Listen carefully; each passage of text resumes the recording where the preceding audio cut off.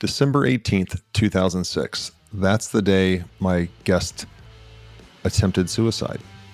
Thank goodness he failed, and thank goodness he has taken what he learned coming out of that and done amazing things for other people with his gifts. You're going to hear a story of a guy who had it all, lost it, built it back up, lost it, then finally arrived and is now helping thousands and thousands and thousands of people with their financial literacy, helping to understand how to build generational wealth. But he has been through it. He is battle tested, to use his own words. My guest today is Coach JV. He's got a huge presence on social media all around financial literacy.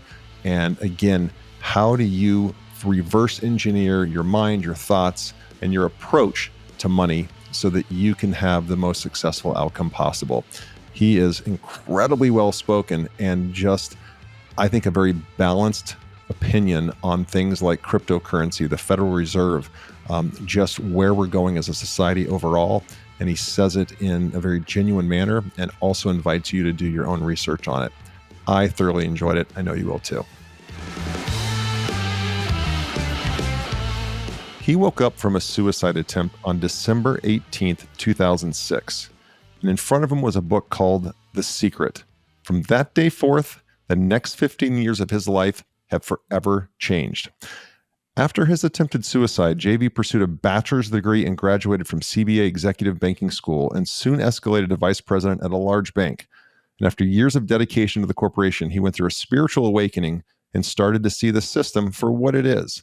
He decided to leave the high-paid VP job and create the 3T Warrior Academy. Coach JV has helped thousands of warriors worldwide learn how to create their path to freedom in mindset, in health, and in generational wealth building. JV, welcome to the ThriveMore podcast. Thank you. It's such an honor to be here. Appreciate you, man. Oh my gosh. Yeah, that's my pleasure. My pleasure. We didn't talk very much before we went live here. And I like that because I really get to know you with the listeners.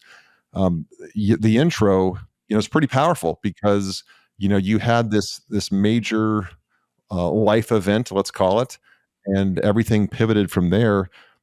So can we go back and talk about what got you to the point where you thought there is no more point and I don't want to be here?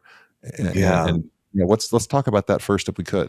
Yeah, I'll dive into it. It's an important part of the story and the journey because it's where it all began. Like the ending became the beginning of the journey, and it was. It's something I'm glad that we get to talk about because I think it's plaguing the world right now. A lot of people suffer from depression, anxiety, could be from childhood, it could be from the economy and things happening right now. But what happened to me is there was some stuff that happened to me as a child that I internalized and I never really dealt with or even understood how to deal with it when I was an adult. And as I started to go into young adult, when in adulthood, I was seeking edification outside of myself, and it just never was enough. I went in the military, trying to find myself. I found bodybuilding, which was a good thing in the beginning, but ended up being a slippery slope for someone like me who had deep insecurity and trauma that I hadn't dealt with. And so as I discovered bodybuilding, I went into it what I thought was for health, but I truly went into it to be seen and to get edification. And so instead of working on myself internally, I worked on myself day and night, super disciplined externally, and it seemed to never be enough. I mean, I went from chubby kid, picked on as a kid, to this bodybuilder, and I just got obsessed with it. From stage to stage, bodybuilding show to bodybuilding show, and it was pretty healthy in the beginning. And then all of a sudden, I had a leg injury. It was back in 2002 to 2003, and ended up the doctor prescribing an opiate.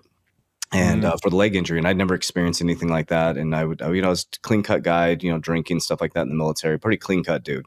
And remember taking the opiate, and I remember the exact exit I was driving under when the euphoria hit me, and I was like, whoa. And it was this euphoric feeling of almost like superhuman. It was wild. And I went to the grocery store, and I kind of had a little bit of charisma to myself, and I enjoyed the feeling. The pain wasn't even part of the problem anymore. I was like, wow. So the next day I took it as an excuse to train. I was getting ready for a bodybuilding show, so took one a day, and then I was like, man, I really like the feeling. And then I started to take one in the evening, and then very typical for an opiate addict. I went from 1 to 2 to 3 to 7 a day. And then I just started to spiral. I became a functional addict, went from clean cut guy, getting out of the military, great physique, following this dream of being a bodybuilder. But what I realized is that it was filling a gap that I hadn't filled myself. I had no access to, no foundation with spirituality, really any mentors in my life or anything like that. And so I went all in and went from clean cut guy to full blown opiate addict by 2006. And it started to really unravel around July 2006. I had a decent amount of money in my bank account, running a business, unbeknownst to me, functional addict. Everything was falling apart. All Yeah. I cared about was drugs. I had this, it's hard to talk about, not to get emotional. Sure. My daughter, who's 20 now, was a little girl at the time. She was only about 3 years old. And um, I was not a good person. I was not a good father. I was just in a really bad space. And then December 18th, 2006, I was at Walmart trying to buy Christmas presents for her. And I wasn't checking my bank accounts. I mean, if you're a drug addict, your only goal is to get the drugs every day. And swipe my debit card, declined. Swipe my business card, declined. Swiped every card I had. And I went to the bank. And I remember sitting across from the banker, and I'd never overdrafted my account in my life. Turned the screen, it was all red. He's like, your credit cards are maxed, your debit card, like there's no money, dude. And I started to panic, and I heard this ringing in my ears, this loud ringing in my ears. And then I started to panic, and the manager came over. He's like, you're broke. And I remember this feeling of like everything just collapsing in on me, because I'm like, oh my God, the gig is up. Like my business is ran into the ground. I can't even buy Christmas presents. Like I can't buy drugs. And that day, I went to my office and I locked the door and I loaded up a massive amount of opiates into a syringe and just kept shooting them into my vein until I passed out. And that was the end of John Vasquez. And JB was born 48 hours later to a call from my mom. And remember the Razor flip phones had the little screen on the front. And I remember the key thoughts become things. My first thought was when I kind of opened my eyes, I heard this ring, and it's 48 hours later. And my first thought was, you can't even kill yourself correctly. And so I go over, my mom is on the phone. She didn't even know she woke me up from that. And she said, I don't know what the F is going on with you, but you need to read a book called The Secret. Your grandma just read it. And the rest is history, man. So. Wow. Well, one, JB, thank you for sharing that and just being so open. There are people listening to this, I'm sure, that are struggling with some type of addiction, whether it's drugs, alcohol, you name it. And you're right. We usually use something, bodybuilding, something. If there's not something constructive to fill that hole, we go find something destructive to fill that hole. But we're going to fill that hole in us. We're going to fill that hole in us. Yeah. And so I can completely understand. So 48 hours later, you're still in your office, or and you kind of come to then? Yeah, I was in the office. The phone was ringing, and I was like, when I was still so high. It was like I didn't even know. I was like, is this hell? Is this heaven? Is this, where am I in the afterlife? And I hear this phone. I'm like, and that was my thought. I'm like, oh my God, I'm alive. Like I made it. And it wasn't even like an excitement that I made it. It was like, oh my gosh, it was a panic. I was like, wow, I did not accomplish what I tried to accomplish. But for some reason, when she said that, I just hung up the phone and I just rushed to get the book. I went to Barnes and Nobles, and I probably shouldn't have been in my car at that point, but I did. And I went there and I put that DVD-ROM in. You put them in the side of your computer before. And I sat there and I remember looking around, and I was pictures of bodybuilders all around my office. And I remember thinking to myself, I'm like, oh my God, you got everything you asked for. You wanted to be somewhat famous. I wasn't famous in bodybuilding, but I mean, I had been in the magazines, and, I had, in my own realm, I had some fame. Sure. And I was like, but you asked for this. Like, you wanted attention, you got it.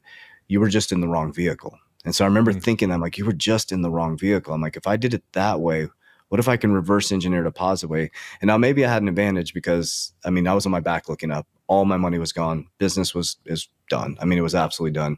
Yeah. Trying to get back to taking care of my daughter. And so I was like, well, let's just trust this thoughts become things. And before that, I had something that's interesting that I left out that's super important.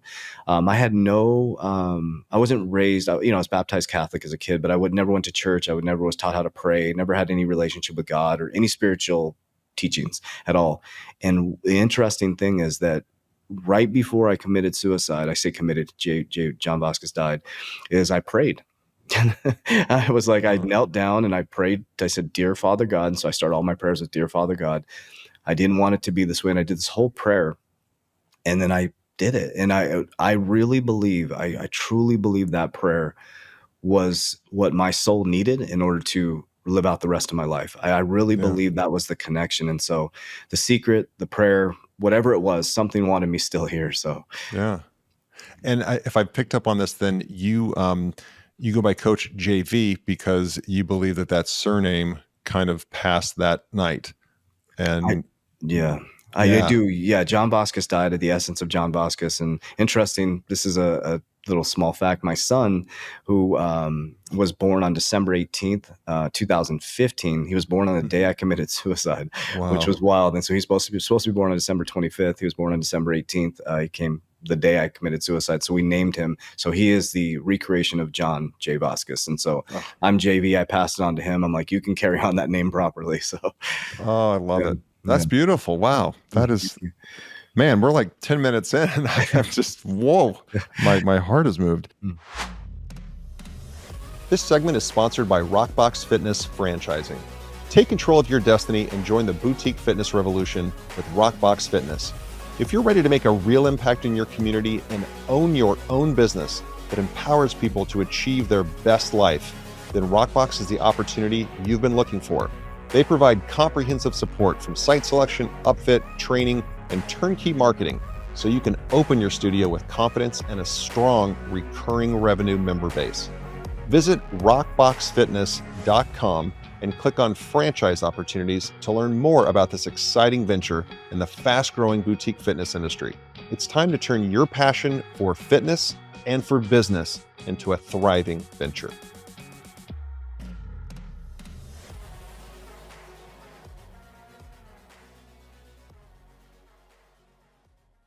Why did The Secret, and for those of you listening that haven't read it, it's really about manifestation, and it's not hocus pocus. Like, there's so much hard data now that is being published around positivity, positive thoughts, believing, manifesting, and then you have to go do the actions. But if you continually positively speak to yourself about what you will accomplish and how you will do it, and the data show that it works. Like, billionaires create their wealth not by luck, by manifesting it, and then of course acting appropriately to go out and get it. But how did The Secret then? What was it in there that had such a profound effect? And you said, "All right, I'm going all in on this belief system." Yeah, I became very attracted to Bob Proctor's teachings through The Hmm. Secret. And it was like the I am affirmations was the first thing. That was the first thing I did. So I'll keep it super simple. It was like, Yeah. because remember, the first thought I had was, I cannot even kill myself correctly. So I reverse engineered that. And so, mind you, I was going through a little bit of my own rehab and going through this process. And I was like, I am powerful. I am strong. I am beautiful. I am worthy. And so I kept saying it over and over and over. And then I would start to look at myself in the mirror and like look deep into my eyes, and I would say it. And about 2 weeks went by and it seemed mumbo jumbo to me. But all of a sudden I woke up. I remember it like it was yesterday. I was sitting on the edge of my bed. I woke up and I'm like, I feel somewhat normal today. I'm coming off the opiates and Hmm. somewhat normal. I remember walking outside. I don't know why this is funny, but I walked outside and I was like, that's a pretty flower. I had never in my life noticed a flower ever. I never like it just, I was so consumed with like people judging me, and like everything was like macro to the Yeah. micro instead of micro to the macro. And as I started to focus on the micro, it seemed like things became brighter outside of me. I was like, wow, I saw the flower. And then I used to go sit by this place called Val Vista Lakes, still around here, obviously. And so I'd sit Yeah. down and there's beautiful lake houses. And I would sit there and I'd close my eyes. It was funny. During that time, I didn't plan on having any more kids. My beautiful daughter, she was 3 turning on 4 at that time. But I remember seeing 2 kids, and I would be in the backyard barbecuing, and I would picture it, and I would feel. I didn't know what I was doing back then, to be honest. Now I understand it from a scientific, spiritual, all that stuff. Now, years later, but I would just sit there and I would pretend. I'd close my eyes. Now I could picture jumping in the lake and doing all this stuff. And as I would open my eyes and I'd go into my day, is I guess because of everything being gone, I could only be present. I didn't really Yeah. have anything to look Yeah. forward to other than the moment. And all of a sudden, all these things started to unfold. I mean, I got this opportunity to bank, and that's where the whole journey started, where it was like, I got this phone call from a guy who helped me through a lot of this. And he said, hey, John, he said, I want you to interview for this position. I said, I just need a job, man. He's like, I got you. He's like, so I went and got the suit. I still have the suit up in my attic. I bought it for 50 cents at a thrift store, big oversized suit. Show up to this bank. And I'm like, what am I going to be doing? I just remember thinking, I was doing my affirmations. I'm like, you got this. I'm going through all the visualization stuff. And I sat across from this lady, Lori Schmidt, and it's awesome. I praise her all the time. And we get done with the interview, and I can't even remember what was talked about, to be honest with you. It was like, but I remember at the end, I said to her, I said, if you give me this job, I will be the best hire you've ever made. And I just needed a job, man. Yeah. And so I drive off, and I was feeling pretty good about myself. She calls me 15 minutes later, and this is a pretty funny part of the story. And she's like, hey, we want to offer you a position. And I'm like, I'm thinking janitor. I'm thinking cleaning up the place. I'm like, cool, I'll start at the bottom. She's like, we want to offer you a job. I said, for what? She said, a banker. And I'm like, a banker? She's like, we liked your energy. And I thought that was interesting. So I didn't realize till years later because every interview, every position I got, they would always say, we like your energy. I wasn't always the most qualified. I didn't have the highest level of education at that point. Sure. But there was some energetic transfer that happened there where they trusted me enough to give me the tools and education. And that started to really resonate with me. I'm like, okay, so if I do these disciplined, consistent activities for a long enough period of time internally, eventually externally it shows up. And so I started to see these, like, I call them miracles. Now it's really connected to God and Christ for me. And I know it is all coming from God at this point in my life. I didn't know that in the beginning, to be honest with you. I thought it was the secret was I didn't know what it was. Yeah. And so it's been this journey of just self-discovery throughout the whole thing. And so what I truly discovered from it, that it is the micro to the macro. So it was because as a young child, these things happened to me. I that childlike state where Jesus says to get in the kingdom of heaven is be like these holy children, that childlike state was gone pretty quickly. So I focused external versus internal. So I lost that essence of creativity and getting into the right hemisphere of the brain. So yeah, so it was an interesting journey. So.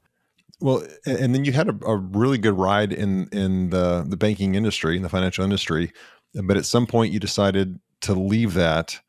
And you started your company, 3T Warrior Academy. So one, tell me, like, what made you want to make that pivot, and where were you at where were you in your life where you said, I think I've had enough of the financial system. I've kind of seen it for what it is. And then what spurred you on to start this 3T Warrior Academy? Yeah. Well, I noticed it was interesting. So, I was addicted to opiates, addicted to attention, then opiates, or gratification, then opiates. And then now I was addicted to getting the next promotion, keeping up with the Joneses. The addiction just switched. It was now, look at what's VP, regional president. It was always about the next promotion and the next biggest house and the next car. And I'm like, you're literally just in a different vehicle. You just keep hopping into addiction vehicles. And I'm like, who are you? And so when I I was honored enough to get sent to banking school. It's called CBA Executive Banking School. And we actually take over, it's in Greenville, South Carolina. We take over Furman University's campus. We don't go to Furman, but we take over their campus in the summer. So bankers from all over the world would fly down there to go to school. And it is probably the most beautiful place I've ever been. It's just the most beautiful campus. And there's this garden there. It's a liberal arts college, and so religious studies. And they had like a Buddhist temple there, just these beautiful buildings built by brick, by hand, 100 years ago, over 100 years ago. And there's this gentleman there that would attend to the garden. And sounds like a Mr. Miyagi story, but I can't make this stuff up. And so one day I was like, again, at this point I'm going through an awakening while I'm in banking, which is interesting, right? It's very counterintuitive. It's like it's BMWs, wingtip shoes, the suits. And so everybody there is making 250 to upwards to, $1 million. And everybody just seems so stressed and unhappy. And they've got partying every single night. I'm like, is your life that bad at home that you have to go out and get drunk every single night? And here I am exercising, I'm meditating, I'm doing all this stuff. They called me the Zen executive. And I saw this guy and I was just like, man, this garden is beautiful. And I started talking to him, and I don't remember the exact conversation, how he said it, but I was like, you just seem happy, man. He's like, I have everything I need, man. He's like, look at this. Every day I come and tend to this garden. He goes, I go home, I got my beautiful wife, I got my grandkid. And he's just explaining this life. And I'm thinking, here I am trying to get to the $250,000 a year and the bonuses. And this guy is cool with just his garden. and going home and seeing his grandkids. And I'm like, what is life? And there's this a Buddhist temple there where you can go up the steps. You can't get inside of it, but I'd sit on the edge. You overlook Greenville. This is the first time I got experienced to sacral. I didn't know what that meant, but I was like sitting there and I'm like 2 years from graduating. I remember getting this feeling. I'm like, you're not supposed to be here, man. Like it was something in me that said it. I was like, oh, dude, that feels weird. So I'm like, okay, that was interesting. Then I started having like digestive issues. I was not in alignment. Our bank started going through a big scandal. And I was like, what? And I saw what people were willing to do. I don't think bankers are bad or the people in the bank are bad, but what people are willing to do for money is not good. And I was like, Sure. wow. And the cover-ups and all this stuff. I'm like, this is weird. Like, this is not how life is supposed to be. I'm like, so this is my life. So now I going to keep up with the Joneses, worry about trading time for money, so much time I can't pay attention, and then worry about my next vacation. So I graduate school and then I end up leaving the bank in 2017. Imagine that phone call to my mom, right? You know, from suicide to VP at a bank. You know, as a VP, there's a lot of VPs at the bank. I was a VP over like Sure. the big regional area. Yeah. And I call her, I'm like, Mom, I'm leaving the bank. And I just could feel her heart sink. I could feel like, because think about it, suicide to banker, Sure. super proud. She goes, are you going to tell your dad? I said, nope. This is my journey. Like, I don't need to tell my dad anything. Like, I'm telling Yeah. you because I have a great relationship with you. I love my dad, but I'm like, this is not his journey. This is mine. She goes, okay. She goes, are you sure this is the right decision? I said, I feel it in my heart that it's the right decision. And I walked out in 2017 to become a warrior in a modern day society. And I always say, be careful what you ask for, because that's what I asked God for. And he battle tested me from Mm. 2017. It got really ugly. It was everything that should have gone wrong went wrong up into this point. It's a Cinderella story, but Yeah. yeah. So I walked out in 2017 to go on this warrior journey. So And then what is 3T Warrior Academy? If you can speak to that, I'd yeah. love to know. So I started it started as JV Impacts. I started a podcast, motivation stuff, and I realized it was interesting. So this is maybe hopefully people listening to this that want to be an entrepreneur or start something. So I had this grandiose plan. It was going to work. I had 6 months. I planned for this while I was leaving the bank, built this program called JV Impacts and then 3T Fitness. And I launched my program in January 2018 after 6 months. And guess how many people signed up? Zero. And then I Yeah. launched it 5 months later. Zero. And I'm like, okay, at this point, I had a nice 401k. I had a bunch of money in the bank, and that started going really quickly, really, Yeah. really fast. You know, I still had all the bills of an executive. You know, I was keeping up with the Joneses. And so I had to start to reduce expenses. And remember, I did a video on my YouTube that said, I said it on YouTube, like one of my first, I want to be a warrior in a modern day society. I wasn't battle tested yet. Mm. So God was like, if you're going to claim you want to be a warrior in a modern day society, and that has transitioned quite a bit to being a warrior in a garden versus a gardener in a war. I was a gardener in a war. Like, I was not prepared for war. I was not Yep. prepared mentally, spiritually, or physically for the battle. So God made sure I was ready, because I was going to claim that I was going to be a warrior in a modern day society. So from 2017 to about 2000, going into 2019, it was brutal. I lost everything. And then finally went through So Alex this is the Hermosi's second program. time. This is the Second second time. time that you've to the bottom. Awesome. Wow. The story gets deeper. Yeah. So yeah, again, be careful what you ask for, right? So Yeah. I'm going through this, right? In 2019, I'm going through a divorce, and we finally start getting the business going, and Cinderella story. Went through Alex Hermosi's program. Our gym started to really succeed. And by the way, he's one of the greatest business coaches ever. His concepts are phenomenal. So I went through that Yeah. program. Started to apply those, and then boom, the dream, the American dream, it's all working out. And then pandemic hits. Yeah. Boom. And at this point, I'm in deep research of understanding the financial system, the Federal Reserve, this cryptocurrency thing. So I was told all this stuff was a fraud, not the Federal Reserve.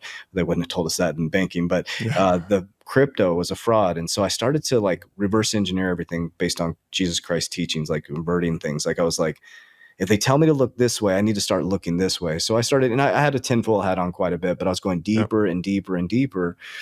And I started investing in cryptocurrency during that time.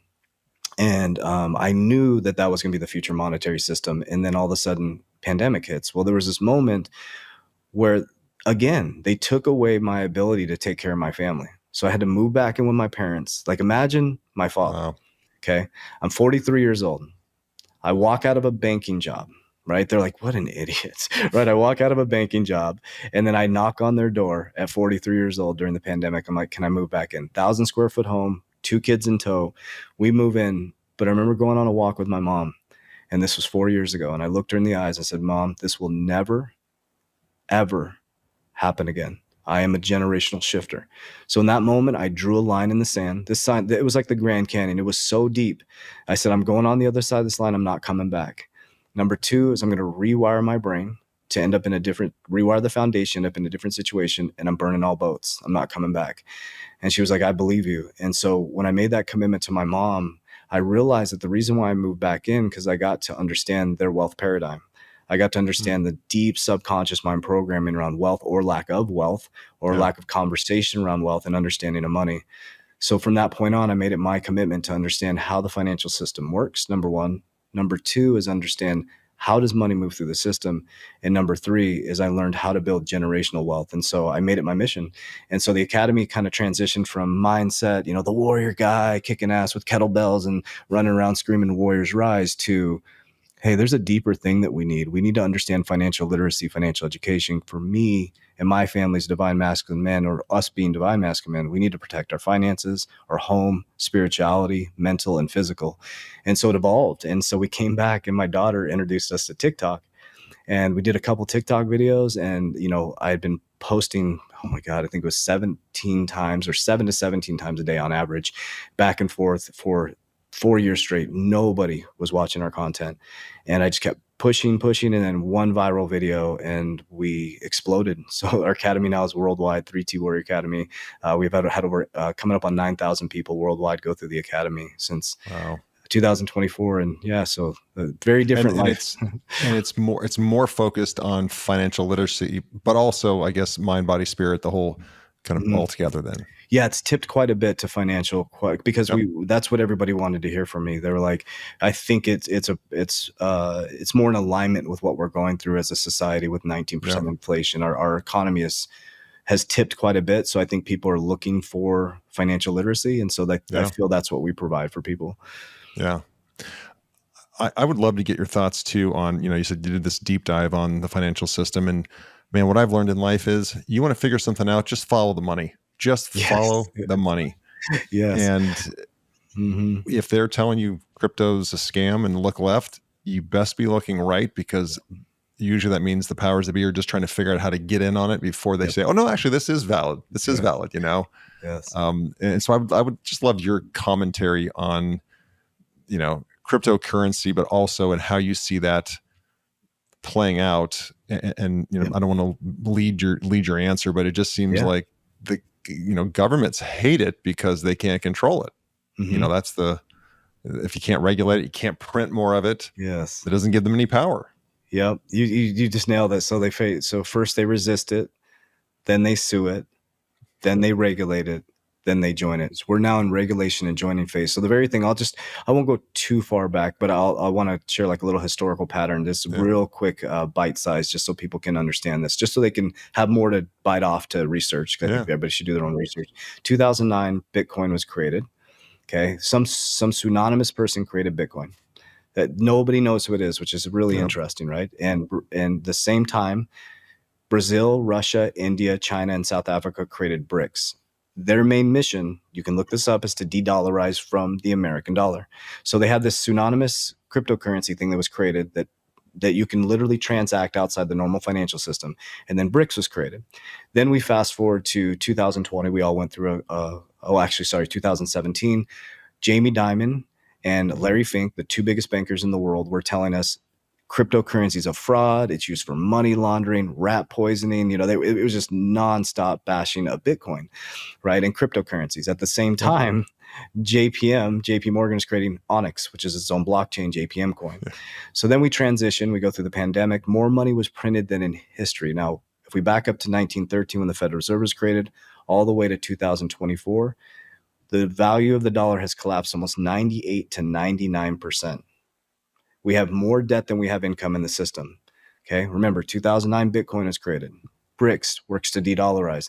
And then all of a sudden in 2023, BlackRock, the largest asset manager in the world, Larry Fink says, hey, I made a mistake. It's a flight to quality. and he creates a Bitcoin ETF. And all of a sudden now the asset managers are getting exposure to Bitcoin through an ETF, right? Because it has less risk.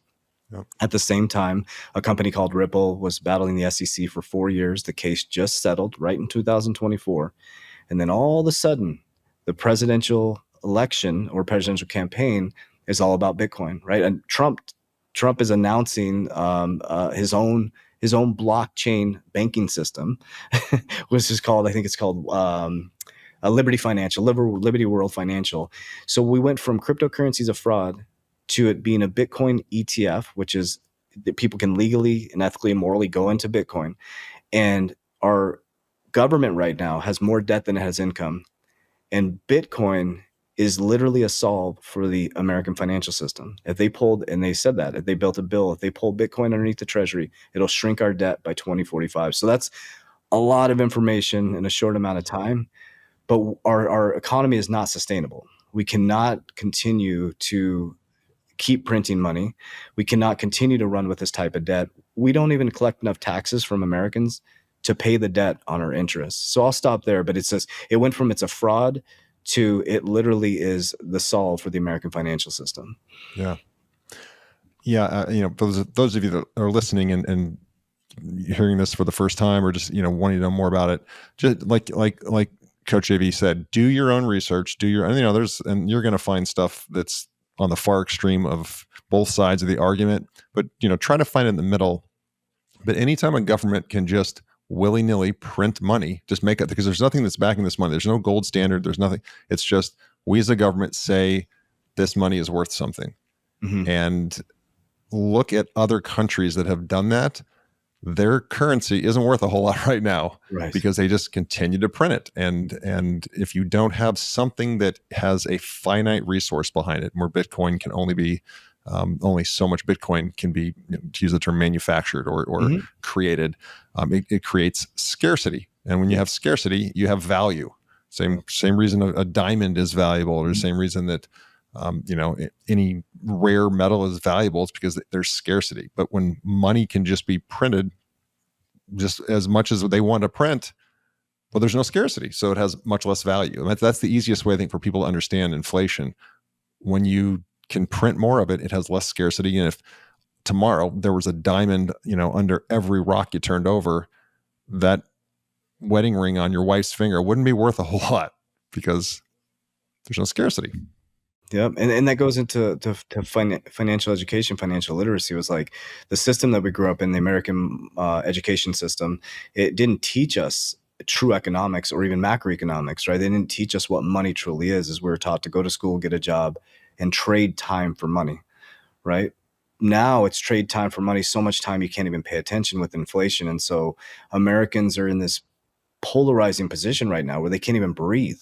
They can't even breathe. So they see this stuff on the media and they just kind of put their blinders on. They're like, you know what? I'm just going to watch my football games. I'm just going to ignorance is bliss. And I'll just wake up, and hopefully when Trump, comes on board, or Kamala, whoever you believe, comes on board, all my problems are going to go away. It doesn't work that way. Nobody's coming to save us. Nobody. Nobody's coming to save us. Nobody. Even Christ said that. He's like, he's not, wasn't coming back in the physical. He's coming back. He's here right now. He's coming back in the mind, the Christ mind. And that's an important thing right now. We're in a very, very critical time in regards to expansion of consciousness, the financial system. It is going to be a new system the next 100 years. We are literally experiencing historically our new system for the next 100 years. Yeah. It's fun. This show, I try to keep focused on business, health, and wealth. I don't know how you can talk.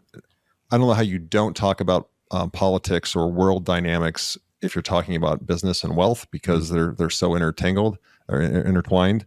And I'm almost 100 episodes deep, and I've been pretty good about avoiding that. But I just realized you can't, because it's intertwined, and business is being punished by not just the U.S. government. Go pick a country. Business is being punished by government. And I just have to share. I went to Rome or Italy for the first time this past summer, and spent 12 days over there with my wife and I, just bouncing all over the country. And when we were in Rome, which is an amazing place, and at the Colosseum and the ruins and all that, I asked the tour guide. I said, "Hey, what was the maybe it was in the Vatican. I asked somewhere. I asked a tour guide and very educated person. I said, what was the major event that caused the decline of the Roman Empire? Like, it obviously was the most powerful empire in the world. And they said, no, it wasn't. It didn't happen overnight. It was a 300 to 500 year decline, all due to corruption, politicians, bureaucrats, red tape, getting in the way of people, making money, dividing the country and making people choose sides. I'm like, oh my God, that sounds way too familiar. That sounds Yes. way too familiar.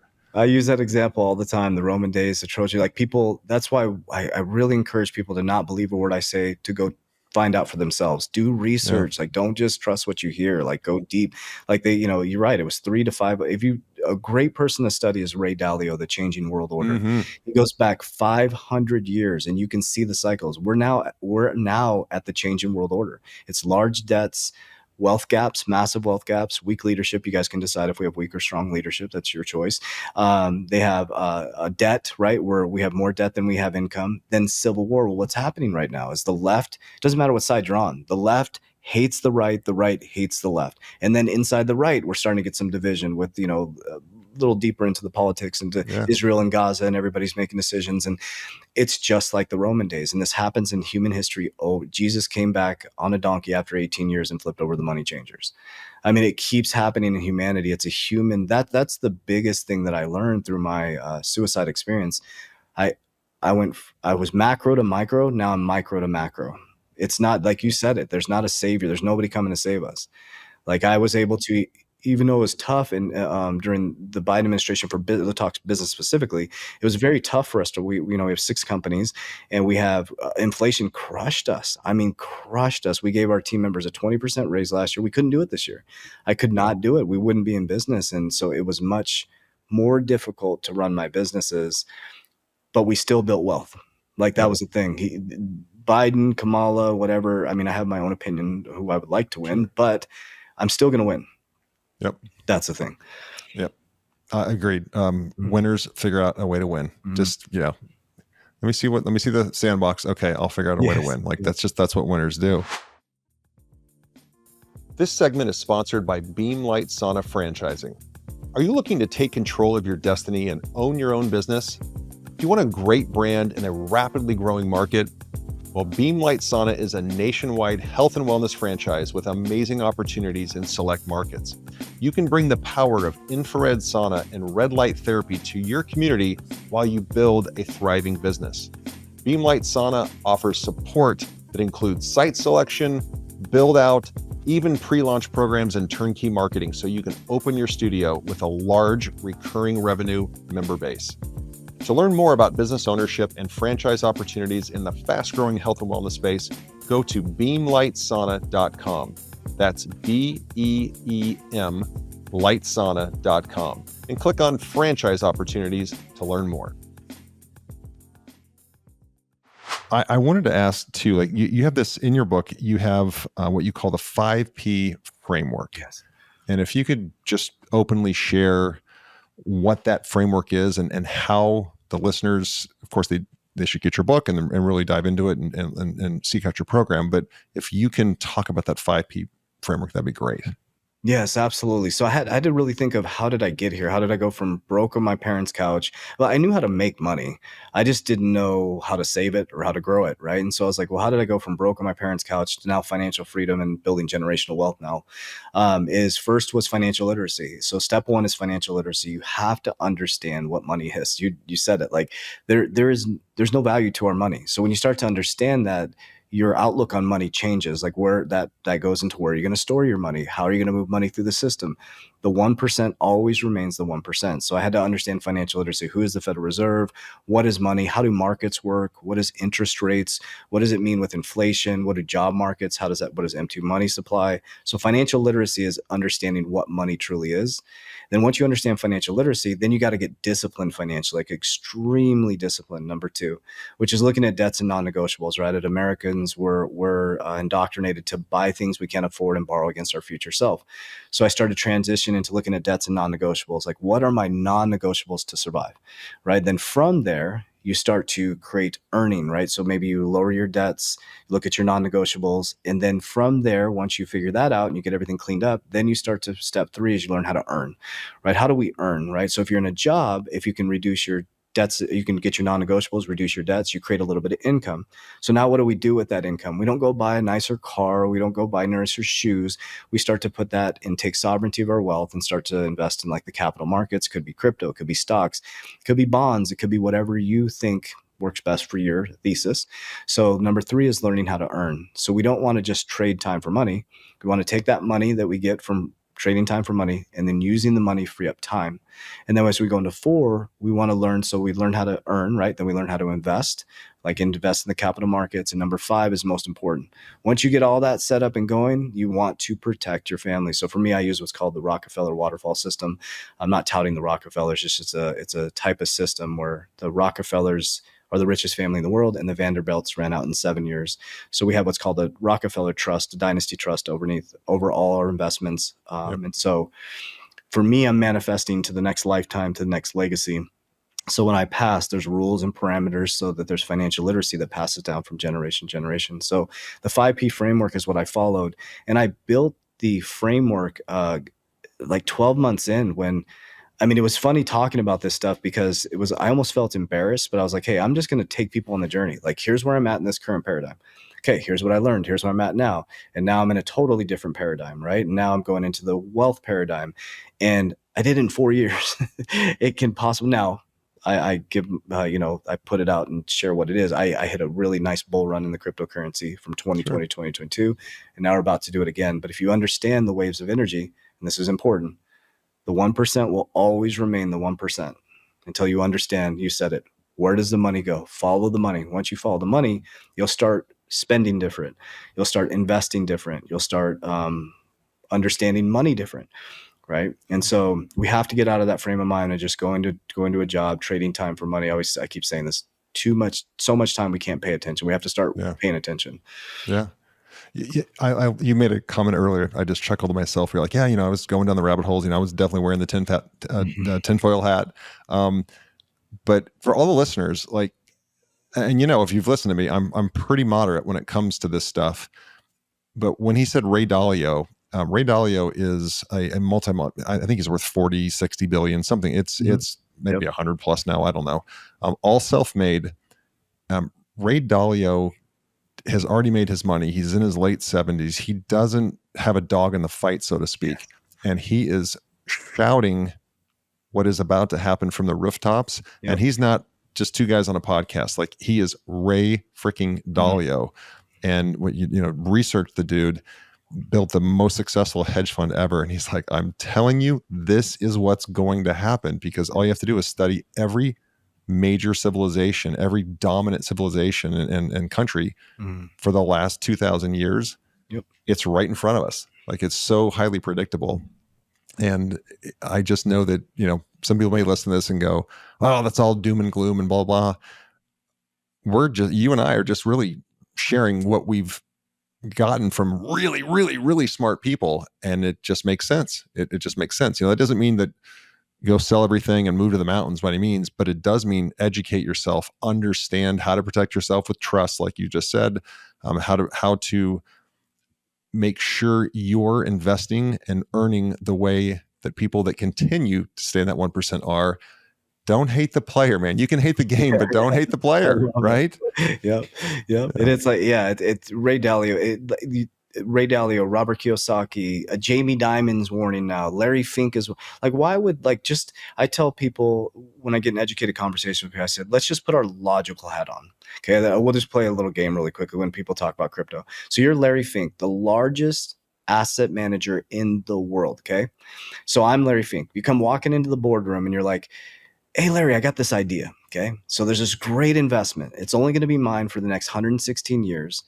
There's only 1 million of them left, right? 94% of the supply is gone. 6% super scarce. Every 4 years, the rewards go down. So it gets more scarce, and we could become trillionaires. That sounds awesome. Who created it? Is there a board of directors? Oh, some Satoshi Nakamoto. What? Like, you don't know who created it? No. Oh yeah, let's go all in. Let's go. That makes we have to think logically. They know more than we know, guys. They must Yeah. know who Satoshi Nakamoto is, or they must know who created Bitcoin. You really think the largest asset manager in the world is going to create a Bitcoin ETF and also be the top 3 holder in MicroStrategies, which is the largest holder of Bitcoin? Yep. This is what Ray Dalio is talking about. It's a changing world order. Our financial system is, and I confidently say this on videos, if I'm going to look like a fool in 2030, because I say this on almost every video, I repeat the same things over and over again, because we have to repeat the same thing over and over again till it gets ingrained in our subconscious mind, till it becomes unconscious. Because what's going to happen in 2030, people are going to wake up and they're going to be in a blockchain system. They're not even going to know they're using cryptocurrencies. A bunch of the investments that I have are going to be the rails that you're going to be using in regards to transact. And you're just going to go along your day, and they're going to keep it's problem, reaction, solution. Whoever creates the problem creates an emotional reaction to the people is the same person that comes up with a solution. So they're like, look this way. And then I'm like, turn your head. And then you have to use discernment at that Yep. point. I mean, I could be wrong on some of these things, but we've done so much. I mean, we have a research and we do 8 to 9 hours a day of research a day. And we're making decisions not based on Fox or CNN, but based on discernment. Yep. Like, we can see what's happening. And like you said, people like Ray Dalio, Robert Kiyosaki has been shouting from the mountaintop forever. And it's not a fear tactic, because one of the biggest things is this is where all the wealth is built. If you reverse engineer your brain, that's how I became wealthy. I used the boom and bust cycle of crypto to build a large, I mean, I made more from 2020 to 2022 than I made my whole life as an executive. Sure. Like, it was wild. Or my retirement, excuse me, my retirement. And we're about to hit another bull run. And so I just tell people, make sure you educate. And there is no get rich quick. The reason why Yep. we're getting wealthy is because we're following, as everybody's rushing in to get rich, we're pulling profits and we're putting it into things that have been here forever: insurance, real estate, precious metals. I still stick Yep. with the big 3 that are going to Yep. be here forever. So Yeah. Yeah. So that'd be a great segue then into, is there a book that you've read on this? Is there, like, I love Ray Dalio's principles. I use it, just I bring it out, and now I'll just open it to any page and start reading it. yeah. But I know, of course, he has New World Order. But is there any other book that you would recommend to the listeners if they want to learn more about this and start doing their own research around the Yeah. financial system and whatnot? Yes. So a couple. One of them is, you're gonna have to put your tinfoil hat on, but The Creature of Jekyll Island. That's a great Okay. one. So that's a great book. So it just gives you, it's the truth. It tells you what the Federal Reserve is, and once you understand, they're like, huh. Then you start scratching your head, which will open up deeper conversations. Cash flow quadrant. Everybody should memorize the cash flow quadrant. We have to get out of trading time for money. But what happens is people, they're not going to be an entrepreneur. So they go become an entrepreneur, but they're still trading time for money, right? So we need to figure out how to get onto the right and down to the right bottom of the cash flow quadrant. Richest man in Babylon. Yeah. Everybody, it's a boring read. It's like reading the Bible. It's not very exciting. If you dive into it, Richest Man in Babylon, that changed my life. So every time I make income, I multiply my income. Like, okay, where can I birth a brother or sister? So those are, and then Secrets of the Millionaire Mind is one of my favorite, because it's that's all in there. Like cryptocurrencies, there's books out there. I think the biggest thing around cryptocurrency is understand blockchain technology. Start there. Understand blockchain. Don't look at it as a spec about, look at technology. And my favorite, the book Intelligent Investor by Benjamin Graham. Okay. Yep. Awesome. Then those 5 or 6 great recommendations there. We'll put those in the show notes too, so listeners can just click right on it. Awesome. A couple of last questions. These are gonna be different. We're gonna go off the reservation here a little bit. But you have lived an amazing life, and thank goodness you were unsuccessful, so that we could have this fantastic conversation. Appreciate it. But at some point, we're going to get to the very end of your life, and you will die of natural causes, like we hope. But we'll be at your funeral, and a loved one will be reading your eulogy. You're looking down from above, and that loved one is only allowed, in this this hypothetical example, is only allowed to choose 3 words to describe you. They don't have to make a phrase or anything, but 3 words that describe you. What 3 words do you hope that loved one says that describe the life that you're working to live? Authenticity, gratitude, and unconditional love. Love it. Great. There's no right answer, of course. I just love, and the reason I asked that question is that was asked to me before I started in a year-long leadership program, and it was just part of the interview, the application process, and it made me think so hard. Mhm. Okay, then why is not every one of my actions every single day going after those 3 words? You know, it's if those are the 3 words we're trying to impart on our loved ones in the world, there's your North Star right there, when you're making a discernment, right? And then second to last question, I give you a magic wand, and JV, you're allowed to wave that magic wand tonight before we all go to bed, and you get to make one wish and make a material change to the world, a change to the way the world works, the way people are, the way people behave, whatever it may be. But you can wave this magic wand, and we wake up tomorrow morning. How is the world different according to JV? If I could wave a magic wand, I would have everybody wake up with knowing Christ in their heart. Mic drop. Okay, I love it. Most important question is, how do people follow you, get a hold of you, be part of your journey? Like what would the next step be for somebody that listened to this and said, okay, 2 guys chopping it up. Not sure if I'm bought in 100%, but I want to know more. How do they do that? Yeah, thank you for this opportunity. Just if you go into Google, we made it super simple. Everything's hashtagged. If you type in 3T as in Tom, like Warrior Academy, all my content will come up. Or if you type in Coach JV, like Junior Varsity, all our content will come up. And so it'll give you, it's a great place to start as my content, Coach JV. So it'll kind of give them an opportunity to get to know me a little bit, right? Yeah. So I have some spiritual channels. I have, the macroeconomic channels, but I appreciate that. Cool. Awesome. I loved this, and it's funny because for those of you listening on Spotify or Apple, Coach JV, it looks like a dude that if you were in a dark alley, you would be going the other way because he looks like a badass. He's got a big beard and bulked up, but it's just another example of never judge a book by its cover, because you are super intelligent and incredibly well spoken, and I've just been blown away with what I've really appreciated, JV, is you will make a statement that you really believe in, and then you'll say, but go do your own research. Don't believe me, go do your own research, which just shows a humility that I have a strong appreciation for. So just thank you for being you. Thank you. Appreciate it, man. Thank you for tuning in to the ThriveMore podcast. Don't forget to take a look at the show notes for any of the resources that we mentioned during the podcast. And if you haven't already, be sure to hit the subscribe button and turn on your notifications so you have access to the latest and the greatest.